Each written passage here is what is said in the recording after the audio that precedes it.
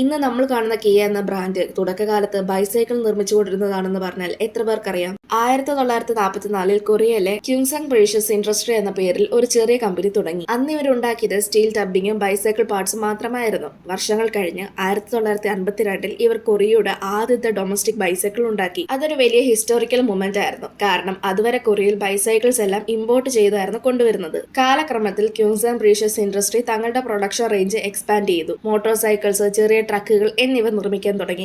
1950നും 1960നും ഇടയിൽ അവർ പതിയെ motor vehicle മാർക്കറ്റിലേക്ക് കടന്നു. പിന്നീട് 1970 ഇവർ ഒഫീഷ്യലി കിയ എന്ന പേര് സ്വീകരിച്ചു. കിയയുടെ വിഷൻ കാർ മാനുഫാക്ചറിംഗിൽ ഫോക്കസ് ചെയ്യുന്നതായി മാറി. അതിനുശേഷം പാസഞ്ചർ കാറുകൾ, വാന്, ട്രക്കുകൾ തുടങ്ങിയ മോഡലുകൾ മാർക്കറ്റിൽ ഇറക്കി. 1980കളിൽ കിയ ഗ്ലോബലി മാനുഫാക്ചറുമായി പാർട്ട്ണർഷിപ്പ് ഉണ്ടാക്കി ഇന്റർനാഷണൽ മാർക്കറ്റിൽ പ്രവേശിക്കാൻ തുടങ്ങി. 50 വർഷത്തിനുള്ളിൽ തന്നെ ആദ്യകാല ബൈസൈക്കിൾ പാർട്സിൽ നിന്ന് തുടങ്ങിയത് ഇന്ന് SUV പോലെയുള്ള കാറുകൾ നിർമ്മിക്കുന്ന ഗ്ലോബൽ കാർ ബ്രാൻഡായി മാറി. നിങ്ങൾക്ക് കിയ കാറുകളിൽ ഏറ്റവും ഇഷ്ടമുള്ള കാർ ഏതാണെന്ന് കമന്റ് ചെയ്യും. ഇതുപോലെയുള്ള കൂടുതൽ വീഡിയോസ് കാണാനായി ചാനൽ സബ്സ്ക്രൈബ് ചെയ്യാനും ഇൻസ്റ്റഗ്രാമിൽ ഫോളോ ചെയ്യാനും മറക്കല്ല്.